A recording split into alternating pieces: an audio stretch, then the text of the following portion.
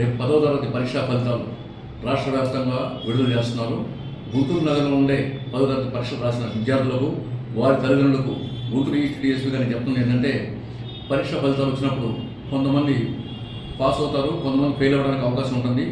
అయితే ఫెయిల్ అయిన విద్యార్థులు కానీ వాళ్ళ తల్లిదండ్రులు కానీ వాళ్ళని ప్రైవేట్ పెట్టడం వల్ల వాళ్ళు సడన్గా ఆత్మహత్య చేసుకోవడం కొన్ని చోట్ల మనం చూస్తూ ఉన్నాం. దీని గురించి నేను చెప్పేది ఏంటంటే, తల్లిదండ్రులకు ముఖ్యంగా చెప్పేది ఏంటంటే, పిల్లల్ని అబ్జర్వ్ చేయండి, ఫెయిల్ అయిన పిల్లల్ని దగ్గర తీసుకోండి, వాళ్ళని సమాధానం చేయండి, వాళ్ళకి ఎట్లా నచ్చ చెప్పండి, ఇట్లా కాదు బాబు నెక్స్ట్ టైం మనం రాయొచ్చు అని చూసుకోండి. అట్లా విద్యార్థులు కూడా చెప్పేదంటే, అందరూ పరీక్ష పాస్ కాదు, ఎప్పుడైనా ఏ సంవత్సరం అయినా కొంతమంది ఫెయిల్ అవుతారు. ఇంకొకటి కొంతమంది బాగా రాసి కూడా ఫెయిల్ అయినట్టు చూపిస్తారు. మళ్ళీ పరీక్ష పేపర్ని మనం దిద్దించుకుంటే దాంట్లో కొంతమంది పాస్ అయ్యడానికి అవకాశం ఉంది. కాబట్టి మేము బాగా రాసాము, మీరు ఫెయిల్ అయిన నిరాశ చెంది ఆత్మహత్యలకు లేదా ఇంట్లోంచి వెళ్ళిపోవడాలు అట్లా చేయకూడదని చెప్తున్నాము.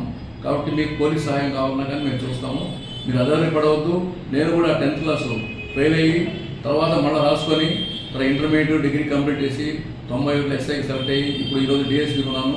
కాబట్టి మీరు కూడా అర్థం చేసుకొని ఆలోచించి అనవసరంగా ఆత్మహత్యలు కానీ ఈళ్ళలో వెళ్ళిపోవడం కానీ చేయొద్దు. మీ తల్లిదండ్రులు మీకు ఇబ్బంది పెడితే నేను మీకు సపోర్ట్ చేస్తాను.